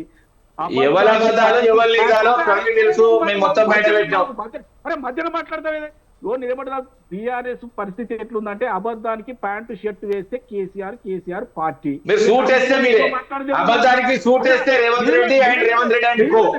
నీళ్ళనే తాకట్టు పెట్టిరు. నీళ్ళ తాకట్టు పెట్టిండు లెక్కల్లో పత్రాలు. టీఎంసీ అంటే ఏంటి చెప్పండి? తెలంగాణ ముంచిన కాంగ్రెస్. టీఎంసీ అంటే మాకు జమ్ము మీకే జమ్ము ఉన్నది, మీరు అప్పుడు చూసుకోండి. మాకు జమ్ము లేదు, జమ్ము లేదండి. తెలంగాణను ముంచిన కాంగ్రెస్. టీఎంసీ అంటే తెలంగాణను ముంచిన కాంగ్రెస్. తెలంగాణను ముంచిన కాంగ్రెస్. టీఎంసీ అంటే తెలంగాణను ముంచిన కాంగ్రెస్. చెప్పండి. బాగా పనిచేస్తారు. ఇప్పుడు ఎవరు తిన్నారు? మీరు తిన్నారు. కాంగ్రెస్ పార్టీ మొత్తం మోసం చేసింది. ప్రజలను అడ్డుగోలుగా ముంచిన పార్టీ మీది. మీరు మాకు చెప్తేట్లేనండి? మీరు దొంగలు, మీరు పక్క చోరు దొంగలు. మొత్తం ఎత్తుకపోయి తెలంగాణ సొమ్మంత ఎత్తుకపోయి ఇలా అప్పులప్పాలు చేసిన తెలంగాణ ప్రజలను మీరు మాకు చెప్తారా? జంగయ్య గారు, బీజేపీ గ్రాఫ్ మొత్తం పడిపోయిందని, వచ్చే ఎన్నికల్లో బీఆర్ఎస్ కాంగ్రెస్ మధ్యనే ప్రత్యామ్నాయ పోటీ ఉంటుందని అంటున్నారు. దీనిపై మీరేమంటారండి? బీజేపీ గ్రాఫ్ పడిపోయింది అనేది మాత్రం కరెక్ట్ కాదు. ఎందుకంటే ఎవరి పార్టీ వాళ్ళు గొప్ప చెప్పుకోవడం తప్పులేదు, కానీ మిగతా వాళ్ళని మనం తక్కువ అంచనా వేయడం అనేది ఏ పార్టీకైనా తగినది కాదు. అంటే ఇప్పటికే టీపీసీసీ గౌడ్ కూడా ప్రకటించారు, అంటే మతం రాజకీయాలు చేస్తూ ఓట్లు దండుకుంటున్నారని ఇంతకుముందు ప్రెస్ మీట్ లో మాట్లాడారు. దీనిపై ఏమంటారు? వాస్తవమని వాళ్ళ పార్టీ ఖచ్చితంగా ప్రతిపక్షాన్ని విమర్శించాలి కనుక ఏదో ఒకటి చెప్తారు. చెప్పడానికి ఎవరేముంది ఇప్పుడు, ప్రతిపక్షం అంటేనే కదా మనం వ్యతిరేకంగా మాట్లాడేది, లేకపోతే ప్రతిపక్షం ఎట్లా అవుతుంది, సమర్థిస్తే ఎట్లా అవుతుంది? సో ఏ పార్టీ అయినా ఎలక్షన్లలో వచ్చినప్పుడు ప్రజల్లోకి ప్రజాక్షేత్రంలోకి పోయినప్పుడు ప్రజల్లో ఉన్నటువంటి అంశం తెలుస్తుంది తప్ప ఈ రోజు మనం మాటలకు మాత్రమే పరిమితం కాదు కదా. భవిష్యత్తులో నిజంగా ప్రజలు నిర్ణయించాలి ఆ విషయము. ఏ పార్టీకి ఈ పట్టం కాటాలి, ఏ పార్టీ భవిష్యత్తులో దేశ భవిష్యత్తు గురించి ఆలోచిస్తుంది అనేది. సరే, అది ఏదేమైనప్పటికీ కూడా మన తెలంగాణ అంశం కానీ జాతీయ అంశం వచ్చేటప్పటికి పార్టీలు ఏవి ఉన్నా కానీ ప్రజల కోసం ఆలోచిస్తే బాగుంటుంది. ఎంతసేపు పార్టీల మనుగడ కోసమో, పార్టీలో ఉన్న వ్యక్తుల కోసమో, స్వార్థ రాజకీయాల కోసమో కాదు. నిజంగా పార్టీ మనుగడ బాగుండాలి అనుకుంటే ఖచ్చితంగా ప్రజల్లో మీరు ప్రజలకు చేసేటువంటి ఏ అభివృద్ధి కానీ సంక్షేమం కానీ దాని మీద దృష్టి పెడితే బాగుంటుంది. కానీ ఎలక్షన్స్ అయిపోయిన తర్వాత కూడా ఇంకా రాజకీయాల గురించో రాజకీయ అంశాల గురించో చర్చించుకుంటూ ఎక్కడికక్కడ డైవర్షన్ పాలిటిక్స్ చేస్తే ఎట్లా అండి? అధికారం వచ్చిన తర్వాత కనీసం ప్రజల సంక్షేమము, ప్రజల ఇచ్చినటువంటి హామీల గురించి కానీ వీటి గురించి డిస్కషన్ చేస్తే బాగుంటుంది. ఎందుకంటే ఇప్పుడు మనకి తెలంగాణలో ఉన్నటువంటి అంశాలు ఏమున్నాయి, మనం ఇచ్చినటువంటి ఏమి ప్రజలకు ఏమి అందుతున్నాయి, సంక్షేమ పథకాలు అందుతున్నాయా, అభివృద్ధి పథకాలు అందుతున్నాయా, రేపు పిల్లల భవిష్యత్తు ఏంది, తెలంగాణ ఏ విధంగా అభివృద్ధి చెందాలి అనే ఆలోచన విధానం చేస్తే బాగుంటుంది తప్ప ఎంతసేపు ప్రతిపక్షాల మీద దుమ్మెత్తిపోయడమో లేకపోతే ఇంకేదో చేయడమో ఇది కాదు కదా ఇప్పుడున్నటువంటి సందర్భం. మనకు నిజంగా కూడా ఇంతకుముందు పెద్దలు మాట్లాడుతున్న నరసయ్య గారు కానివ్వండి, రామ్మూర్తి గారు కానివ్వండి, ఏది ఉన్నా కానీ ఒకరి మీద ఒకరు బురద జల్లుకోవడం అనేది ఒక అంశం అయినప్పటికీ ఇప్పుడు ఉన్నటువంటి అంశం అయితే అది కాదు కదా. ఈ రోజు వచ్చేటువంటి మున్సిపల్ ఎలక్షన్స్ కోసం ఈ యొక్క అంశం కాదు. ఎందుకంటే భవిష్యత్తులో ఇంకా ఏ పార్టీ వచ్చినా కానీ స్వాగతించాల్సిందే ప్రజలు. ఒకరు మనం ఏమున్నాము, ఎక్కడ ఉన్నా కానీ రాష్ట్రంలో కానీ దేశంలో కానీ ఏ పార్టీ అయినా ఖచ్చితంగా పోటీ చేసేటువంటి అంశంలో ఎవరు పర్మిషన్ తీసుకోవాల్సిన అవసరం లేదు వాస్తవానికి. సంపత్ గారు జంగన్నకు ఒక సబ్మిషన్ నేనేమంటున్నా, జంగన్న ఇప్పుడు మీరు విజ్ఞులు, నేనేమంటున్నా ఆ పార్టీ ఈ పార్టీ మీకు సంబంధం లేదు. మీరు కేసీఆర్ ఇప్పుడు మనం కొట్లాడింది నీళ్ళ గురించి కొట్లాడింది కదా, అందరు ఎవరు కొట్లాడి మీరైనా. నేను అడిగేది ఏంటంటే 811 టీఎంసీలలో మనకు 500 పైచీలకు రావాల్సి 299కి సంతకం పెట్టిరు. ఇప్పుడేమంటారు అంటే ఆ తాత్కాలిక ఏర్పాటని అప్పుడు చెప్పిరు. ఇప్పుడు ఆ కమిటీ ఏం చెప్తుందంటే ఇదే ఈ కోర్టు తెలిసేదాకా ఇదే నడుస్తుంది అని చెప్తున్నారు. ఎవరు తప్పు చేసినట్టు? ఇదైతే మీరు కానీ నేను కానీ సంతకం పెట్టలే కదా. ఆ 10 సంవత్సరాలు 9.5 సంవత్సరాలు కేసీఆర్ గారే ఉన్నారు కదా, వాళ్ళ అధికారులే సంతకం పెట్టారు కదా. అది కూడా ఒప్పుకోకపోతే ఎట్లనండి? నేనంటే నీళ్ళ కొరకే కదా చనిపోయింది పిల్లలు. ఆ పిల్లల చావుల మీద నువ్వు కూర్చొని ఇప్పుడు కూడా అబద్ధాలు చెప్తే ఎట్లనండి? అంటే ఇప్పుడు జగన్ గారు వాళ్ళ అసెంబ్లీలో ఏం చెప్పిండు? కేసీఆర్ ధర్మాత్ముడు. కేసీఆర్ ఏం చెప్పిండంటే తెలంగాణ నీళ్లను రాయలసీమకు తీసుకుపోయి రత్నాలసీమ చేసుకోమన్నాడు, చాలా గొప్పవాడు అని అసెంబ్లీలో ఆయన పొగిడిన వీడియో మన దగ్గర ఉన్నది.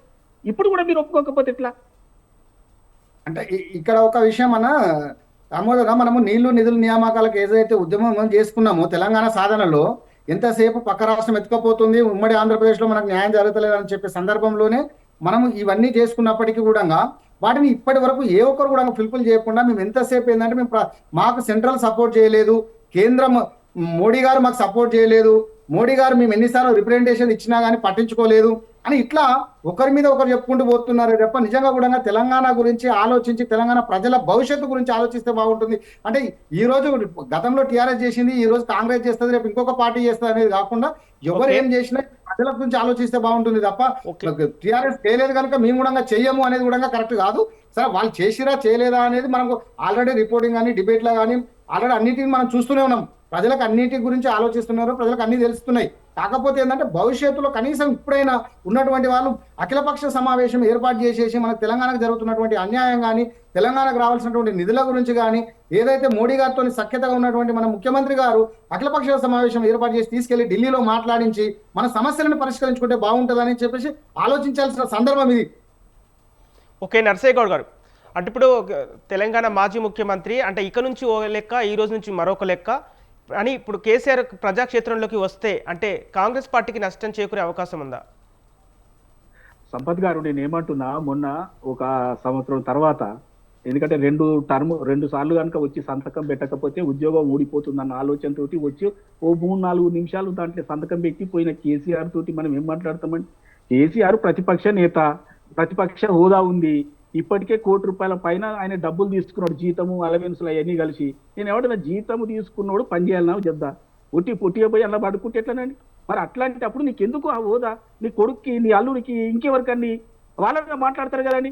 ఇలా ఆయన ఒకసారి బయటకు వచ్చి ఇప్పటి నుంచి ఒక లెక్క, ఇప్పటి తర్వాత ఒక లెక్క, తోలు తీస్తా అని పోయి మళ్ళా తోలు కప్పుకొని పండుకున్నాడు. అట్లా ఏం మాట్లాడు ఏమన్నట్టు అని అంటే ప్రజలకి ఏం సమాధానం చెప్పినట్టు?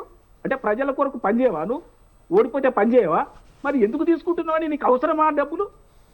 చెప్పండి. ఇప్పటిదాకా ₹1 తీసుకున్నావు, అవసరమా నీకు? నేను ఏమంటాను, కేసీఆర్ది చరిత్ర గత చరిత్రే.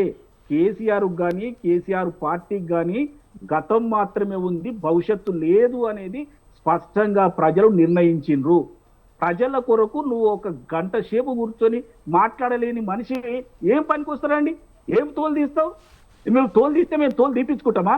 తోలు తీస్తానే లోపల మేమేమి తోలు తీస్తాం?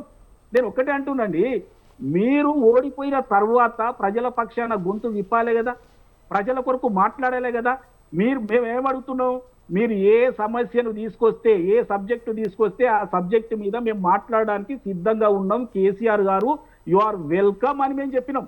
మేము ఎన్ని గంటలంటే అన్ని గంటలు అసెంబ్లీ నడిపిస్తామని చెప్పినాం. నీటి వాటాల మీద, నీళ్ల మీద మీరు ఏ సంతకాలు పెట్టిరో దాని గురించి ప్రజలకు చెప్పండి అసెంబ్లీ సాక్షిగా అని చెప్పినాం. మీరు పారిపోయారు. పారిపోవడమే కాక మీ పార్టీని బైకట్ చేసిర్రు. అంటే అక్కడ లేకుండా పోయారు. అంటే మీ దగ్గర సమాధానం లేదు, మీరు తప్పు చేసిండ్రు. అంటే ప్రజల దృష్టిలో మీరు తప్పు చేసిండ్రు.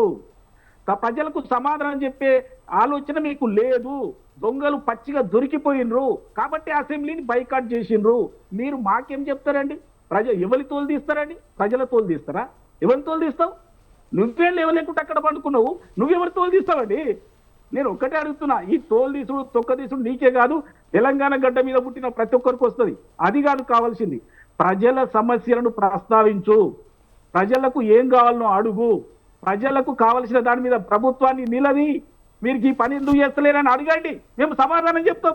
మీరే పారిపోతే ఎట్టనండి? బైకాట్ దేనికి బైకాట్ చేసినామండి? అసెంబ్లీలో మీరు ఎందుకు బైకాట్ చేసిరు? మీరు ఎవరేమన్నారు? ఎంతసేపు మాట్లాడితే అంతసేపు మైక్ ఇస్తామని చెప్పినాం. అంటే మీ దగ్గర సమాధానం లేదు, ప్రజలకు ముఖం చూపించే ఇది లేదు.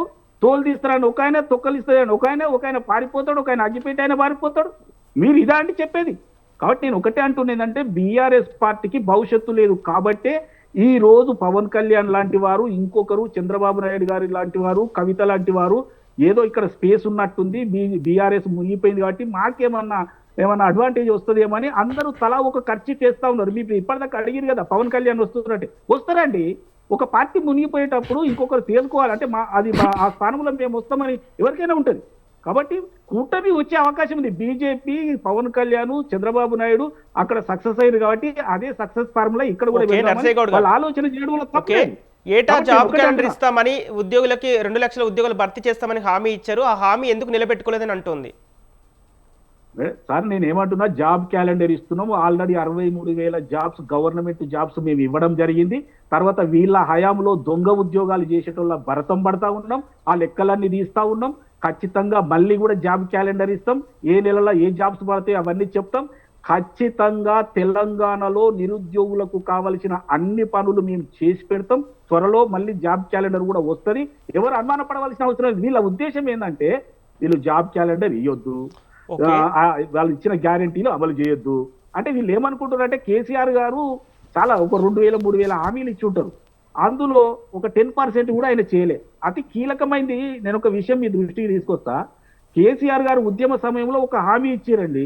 ఏం హామీ అంటే, నేను గనుక తెలంగాణ వచ్చి అధికారంలోకి వస్తే దళితుడిని ముఖ్యమంత్రి చేస్తా అని చెప్పిండు. లేదు అంటే తల నరుక్కుంటా అని చెప్పిండు. నాకైతే ఆయన తల కనిపిస్తుంది. మరి ఇప్పటిదాకానైతే నరుక్కోలే. మరి ఇంత గట్టిగా అబద్ధాలు చెప్పే కేసీఆర్ని ఎవరు నమ్ముతారండి? ఆయన ఇచ్చే హామీలు ఎవరు నమ్ముతారండి?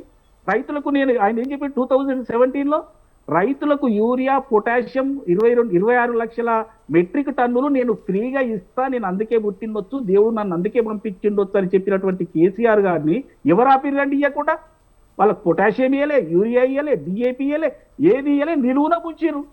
అది బీసీ బంద్ అన్నాడు, ఎస్సీ బంద్ అన్నాడు, ఎస్టీ బంద్ అన్నాడు.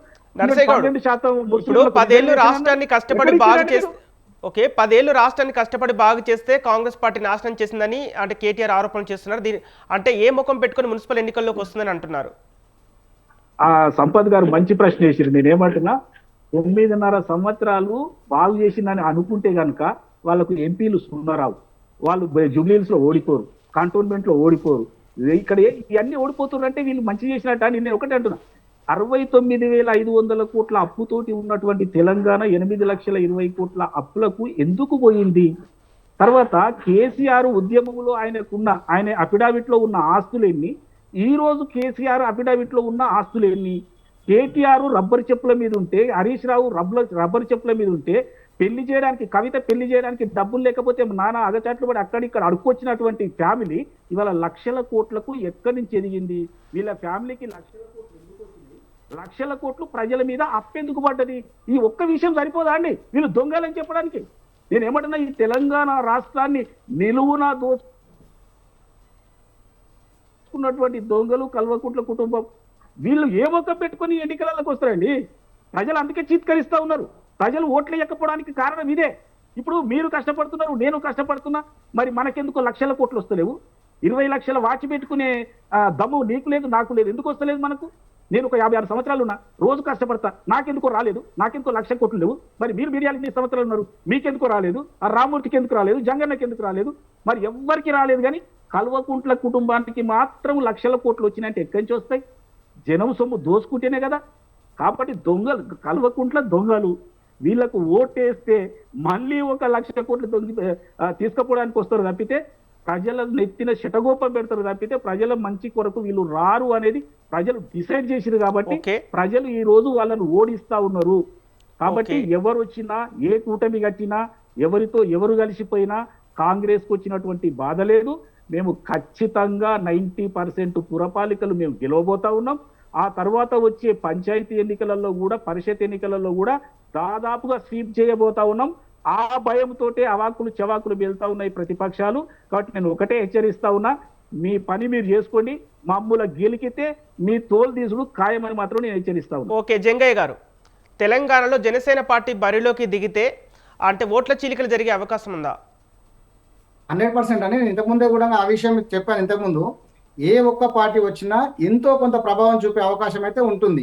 ఎందుకంటే ఇంతో అంత ఒక సినిమా హీరో కనుక అతనికి ఇంతో అంత ఫేమ్ ఉంది. మన తెలంగాణలో కూడా వారికి అభిమానులు ఉన్నారు. జనసేన పార్టీకి 1-2% వచ్చే ఛాన్సెస్ మాత్రం ఖచ్చితంగా మనకు ఉంటాయి. ఆ 1-2% గెలవడానికి కాకపోయినా కానీ మిగతా ప్రతిపక్షాలను అంటే గెలిచేటువంటి పార్టీలను మాత్రం ఇబ్బంది పెట్టే పరిస్థితిలో కనపడుతుంది మనకు. ఎక్కడ కూడా ప్రధానంగా ఏ పార్టీకి మద్దతు తెలిపే అవకాశం ఉందండి? ఖచ్చితంగా వాళ్ళు ఉమ్మడిగా కలిసే ఉన్నారు కదా. ఆల్రెడీ మనకు పక్క రాష్ట్రంలో చూస్తూనే ఉన్నాము. బీజేపీ, తెలుగుదేశము, జనసేన అని చెప్పేసి పక్క రాష్ట్రంలో ఆల్రెడీ అలయన్స్ తోనే నడుస్తుంది కదా. గవర్నమెంట్ లో వాళ్ళు 1 ఆఫ్ ద మెంబర్ గానే ఉన్నారు. వాళ్ళు ఆల్రెడీ అధికారమే అనుభవిస్తున్నారు కదా, ఉమ్మడిగా చేస్తున్నాం అని చెప్పేసి. మళ్ళీ ఇంకొక దాంతో కలిసే అవకాశం ఎక్కడ ఉందండి? అంటే ఇక్కడికి వచ్చిన తర్వాత టీఆర్ఎస్ కానీ కాంగ్రెస్ కానీ ఏమైనా అలయన్స్ అయ్యే ఛాన్సెస్ ఉంటుందా? అంటే పక్క రాష్ట్రంలో వదులుకోవడానికి అయితే ఇంట్రెస్ట్ చూపారు కదా. ఎందుకంటే స్టేట్ లో వాళ్ళే ఉన్నారు, సెంట్రల్ లో వాళ్ళే ఉన్నారు. అలాంటప్పుడు ఇంకో పార్టీకి ఎందుకు పోతారు వాళ్ళు? ఏదున్నా ఖచ్చితంగా బీజేపీతోనే అలయన్స్ ఉంటుందని చెప్పేసి మనం నమ్మొచ్చు. అదేవిధంగా తెలంగాణలో ఉన్నటువంటి, ఆంధ్రప్రదేశ్లో ఉన్న చంద్రబాబు నాయుడు గారి యొక్క ఆల్రెడీ మనకు తెలుసు టీడీపీ కార్యకర్తలు చాలా మంది ఉన్నారు. నిజానికి చెప్పాలంటే తెలంగాణలో కూడా ఏర్పడినటువంటి పార్టీ అయినప్పటికీ టీడీపీ పార్టీ ఆల్రెడీ తెలంగాణలో కార్యకర్తలు చాలా మంది ఉన్నారు. కానీ నాయకుడు లేకనే ఈ రోజు టీడీపీకి ఆ పరిస్థితి కూడా మనం చెప్పొచ్చు. గతంలో మనం చూసాము ఎక్కడికక్కడ కూడా ఎన్టీ రామారావు గారు పెట్టినటువంటి పార్టీ, బీసీలకు న్యాయం జరిగేటువంటి పార్టీ, బీసీల పార్టీ అని చెప్పేసి పేరెన్నిక కన్న పార్టీ కూడా మనం టీడీపీ అని చెప్పొచ్చు. కానీ అలాంటి పార్టీతో అలయన్స్ ఉంటుంది కనుక ఖచ్చితంగా టీడీపీ, జనసేన, బీజేపీ అలయన్స్ జరిగితే మాత్రం కాంగ్రెస్ కానీ టీఆర్ఎస్ కానీ ఎంతో కొంత ప్రాబల్యం చూపే అవకాశం మాత్రం ఇక్కడ కనపడుతుంది స్పష్టంగా. ఓకే జంగయ్య, ఇప్పుడు రాష్ట్ర విభజన జరిగిన తర్వాత నుంచి ఇప్పటి వరకు కూడా అంటే తెలంగాణకు టీడీపీ దూరంగానే ఉంటుంది. అయితే ఇలాంటి తరుణంలో జనసేన పార్టీ ఎందుకు తెలంగాణ ఎంచుకుంది? తెలంగాణలో ఎందుకు పాగా వేయాలని చూస్తోంది? అంటే ఎలాంటి అంశాలు ప్రాధాన్యంగా తీసుకుంది? ఇక్కడ ఒకటే విషయం అండి, ఇప్పుడు మీరు అన్నట్టు జనసేన కానీ టీడీపీ కానీ గతంలో మనకు అంటే జనసేన కొత్తగా వస్తున్నప్పటికీ టీడీపీ ఆల్రెడీ మూలాలు మన తెలంగాణలో ఉన్నాయని మనకు తెలుసు అందరికీ.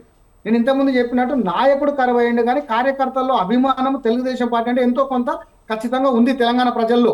ఎందుకంటే రామారావు గారి ముఖం చూసా, లేకపోతే ₹2 కిలో బియ్యం పెట్టిరని చెప్పేసా, ఇట్లాంటి కొన్ని అంశాలు మనం తీసుకున్నట్లయితే. కానీ ఈ రోజు బీజేపీ ఆల్రెడీ గ్రౌండ్ లెవెల్లో చాప కింద నీరులాగా తెలంగాణలో పాకుతూ వస్తూనే ఉంది. దానికి ఎంతో కొంత సపోర్ట్గా పనికొచ్చేటువంటి అంశం ఇది. ఎందుకంటే జనసేన సపోర్ట్ చేసినా కానీ టీడీపీ సపోర్ట్ చేసినా ముగ్గురు ఓటర్లు కలిసినప్పుడు ఖచ్చితంగా ప్రాబల్యం చూపేయడానికి అంటే బీజేపీకి సపోర్ట్గా మాత్రం ఈ 2 పార్టీలు పనిచేస్తాయని చెప్పేసి ఇక్కడ అర్థమవుతుంది మనకు క్లియర్గా. దీంతో కాంగ్రెస్ కానీ టీఆర్ఎస్ కానీ ఎంతో కొంత నష్టం జరిగే అంశం మాత్రం మనము ఆలోచించాల్సిన విషయం ఇక్కడ. ఓకే, నర్సయ్య గౌడ్ గారు, ఇప్పుడు తెలంగాణలో జనసేన పార్టీ బరిలోకి దిగితే అంటే కాంగ్రెస్ పార్టీకి నష్టం జరిగే అవకాశాలు ఉన్నాయా? సంపత్ గారు, మీకు ఒక కీలకమైన విషయం చెప్పాలి. ఇప్పుడు జనసేన పార్టీ వస్తుందంటే జనసేన, బీజేపీ, ఈ టీడీపీ కాకుండా దాంతో పాటు టీఆర్ఎస్, బీఆర్ఎస్ కూడా దాంట్లో కలుస్తుంది. ఇదంతా ఒకటే కూటమిగా ఏర్పడే అవకాశం ఉంది. ఎందుకంటే ఆల్రెడీ బీఆర్ఎస్ తోటి చర్చలు జరుగుతున్నాయి విలీనం కావడానికి, కానీ వాళ్ళ కూతురు కవితనే చెప్తుంది కదా, నేను చెప్పడం కాదు కదండి, వేరే వాళ్ళు చెప్పడం కాదు కదా. వాళ్ళు చర్చలు జరిపిన మాట వాస్తవం. రేపు కూటమిలో అందరూ కలిసి మమ్మల్ని ఎదుర్కోవడానికి వచ్చే మాట వాస్తవం. అయినా కూడా మేము గెలుస్తామని చెప్తా ఉన్నాం. ఇంకొక విషయం ఏంటంటే, ఇప్పుడు ఈ రాష్ట్రానికి వస్తున్నటువంటి వేరే రాష్ట్రంలోని పార్టీలు కొన్ని విషయాల మీద స్పష్టత ఇవ్వక తప్పదు కదండి. ఇప్పుడు మీరు ఇక్కడికి వస్తున్నారు, పోటీ చేస్తున్నారు, రేపు ఆ కూటమి గెలిస్తే, సపోజ్ గెలిచింది అనుకుందాము, ఇక్కడ హోంమంత్రి చంద్రబాబు నాయుడు గారు ఉంటారా? మరి అంటే తెలంగాణ ప్రజలను బానిసలు చేస్తారా మీరు? లేకపోతే పవన్ కళ్యాణ్ ముఖ్యమంత్రి అవుతారా? ఇక్కడ ఎవరైతారండి? నేను ఏమంటే తెలంగాణ ప్రజలు కొట్లాడి ఏదో స్వతంత్రం తెచ్చుకున్నారు. ఇలా తెలంగాణ సపరేట్ అయింది, మన పాలన మనం చేసుకుంటా ఉన్నాం, ఎవరో ఒకరు ముఖ్యమంత్రి అవుతావు, ఉన్నంతలో మనం చేసుకుంటున్నాం. మళ్ళీ ఇదేం గొడవ అండి? మళ్ళా వాళ్ళు వచ్చి మళ్ళా నీళ్ళు ఎత్తుకపోయి, మళ్ళా డబ్బులు ఎత్తుకపోయి, మళ్ళా సెకండ్ హ్యాండ్ సిటిజన్గా చూడడం ఎందుకండి? కాబట్టి ఆంధ్ర పార్టీలు ఎవరు వచ్చినా ఫస్ట్ డిక్లరేషన్ ఇవ్వవలసిన పరిస్థితి అయితే ఉంది. ఇది అయితే స్పష్టంగా గుర్తుపెట్టుకోవాలి. ఈ రోజు ఇంకొక విషయం కూడా మీ దృష్టికి తేవాలి. కవిత గారు ఏమంటున్నారంటే, నేను ఎప్పుడైనా ముఖ్యమంత్రి అవుతా అంటూ. నేను ఒక్కటే అంటున్న, కవిత గారికి సూటిగా చెప్తున్నానంటే, కవిత గారు మీరు separate, KCR family separate car. మీరు కేసీఆర్ కూతురు, కేసీఆర్ కుటుంబంలోని వ్యక్తి. 9.5 సంవత్సరాలు ఉండి అందులో సంపాదించుకొని లక్షల కోట్ల రూపాయలు సంపాదించుకున్నటువంటి వ్యక్తి మీరు. ఆ బ్లడ్ సేమ్. వారు మోసం చేస్తారు, రేపు మీరు కూడా మోసం చేస్తారు. కాబట్టి మీకు రాజకీయంగా లబ్ధి కలిగే అవకాశం. మున్సిపల్ ఎన్నికల్లో కవిత ఎవరికి మద్దతు తెలిపే అవకాశం ఉంది? అంటే రాజకీయ పార్టీ పెట్టే అవకాశాలు ఉన్నాయా, లేకపోతే పక్క పార్టీకి తెలిపే అవకాశాలు ఉన్నాయా? సంపత్ గారు, ఆమె పార్టీ పెడుతుంది. ఎందుకు పెడుతుంది అంటే ఉన్న ఆస్తులను కాపాడుకోవాలి కదా. అంతేగాని వారికి ఉన్నటువంటి బేస్ ఏందండి? ఎవరు వేస్తారు ఆమె చూసి? కవిత గారికి ఓటేసే ఒక వర్గాన్ని చెప్పండి. వాళ్ళు ఉన్నది 0.5% వెలమ అది వాళ్ళ వర్గము. ఎంతమందికి వేస్తారండి? ఆల్రెడీ చూసిరు కదా, 9.5 సంవత్సరాలు చూసిరు. ఎవరికి ఇప్పుడు కవిత ఏం చెప్తుంది? హరీష్ రావు దొంగ అంటుంది, మా అన్న దొంగ అంటుంది, ఇలా డైరెక్ట్ కేసీఆర్ కూడా దొంగ అని చెప్తుంది. మరి నువ్వెక్కడున్నావు అమ్మా? నువ్వు 9.5 సంవత్సరాలు. ఇంకొక విషయం చెప్తుంది, బీఆర్ఎస్గా మార్చొద్దు అని నేను అన్నా అన్నది. మరి వాళ్ళు బీఆర్ఎస్గా మార్చినప్పుడు మరి భారత జాగృతి నువ్వెట్లా మార్చినావు? ఈ అంతా ముచ్చట్లండి. కేవలం హరీష్ రావును అందులో నుంచి ఎల్లగొట్టేసి మళ్ళా మనం అంతా ఒకటైదాం, మన కుటుంబం ఒకటైదామని చర్చలో బాగా ఇంకోట్లేదు. ఓకే, ఇప్పుడు బీఆర్ఎస్ పార్టీ పంచాయతీ ఎన్నికల్లో గట్టి పోటీనిచ్చింది. అయితే ఇప్పుడు మున్సిపల్ ఎన్నికల్లో కాంగ్రెస్ పార్టీ ఎలా ఎదుర్కోబోతుంది? సంపత్ గారు, గట్టి పోటీ అనేది ఏం లేదది. ఏమైందంటే, మా దగ్గర టికెట్ దొరకని వాళ్ళు, మా సపోర్ట్ దొరకని వాళ్ళు కొంతమంది అటు పోయి గెలిచిన మాట వాస్తవం. అయినప్పటికీ కూడా నేను క్లియర్గా పిక్చర్ చెప్తున్నా కదా, 8,335 సర్పంచ్ల లిస్టు మా ముఖ్యమంత్రి గారు డిక్లేర్ చేసిర్రు. ఇంకో సవాల్ కూడా చేసిర్రు, మీరు కెమెరా పట్టుకొని పోయి అందరి దగ్గర ఇంటర్వ్యూ తీసుకోండి, ఇందులో ఏమైనా తప్పుంటే పట్టుకున్నాడు. వాళ్ళు వచ్చింది బీజేపీకి 710 ఎంత వచ్చినాయి, ఈ వీళ్ళకు ఒక 3,000 చిల్లర వచ్చినాయి. వీళ్ళంతా కలిస్తే ఇది 33% ఉన్నారు, 66% మేమున్నాం, 1% సిపిఐ, మిగతా వాళ్ళు వచ్చిండ్రు. మరి ఇక్కడ మాకు పోటీ ఎక్కడండి? అంటే 2/3 వంతు మేము గెలిచినా కూడా వాళ్ళు మమ్మల్ని ఎదుర్కొన్నట్ట. ప్రతిపక్ష పార్టీ అన్నప్పుడు కొన్ని సీట్లు వస్తాయి, మేము దాన్ని ఏమి తక్కువ చేస్తలేము. ప్రతిపక్ష పార్టీ ఉండాలి, ఖచ్చితంగా వాళ్ళు పోటీ చేయాలి. కానీ అబద్ధాలు చెప్పమని ఏమని చెప్పింది? అది అబద్ధాలు ఎందుకంటే మీరు గెలిచినాయి. మీ పేపర్లో స్పష్టంగా రాసిరు కదా, ప్రతి విడతలో 1,000-1,100 వచ్చినాయి. ఇక్కడ జరిగినాయి 3 విడతలు, 3,000 చిల్లర చెప్తున్నా. మరి మీరు ఎట్లా మాట్లాడతారండి? చెప్పండి. ఓకే, చర్చలో పాల్గొన్న బీఆర్ఎస్ నాయకులు రామ్మూర్తి గారికి, మిట్ట నర్సయ్య గౌడ్ గారికి, జంగయ్య గారికి కృతజ్ఞతలు. ఇది ఈరోజు డిబేట్. కీప్ వాచింగ్ స్వతంత్ర.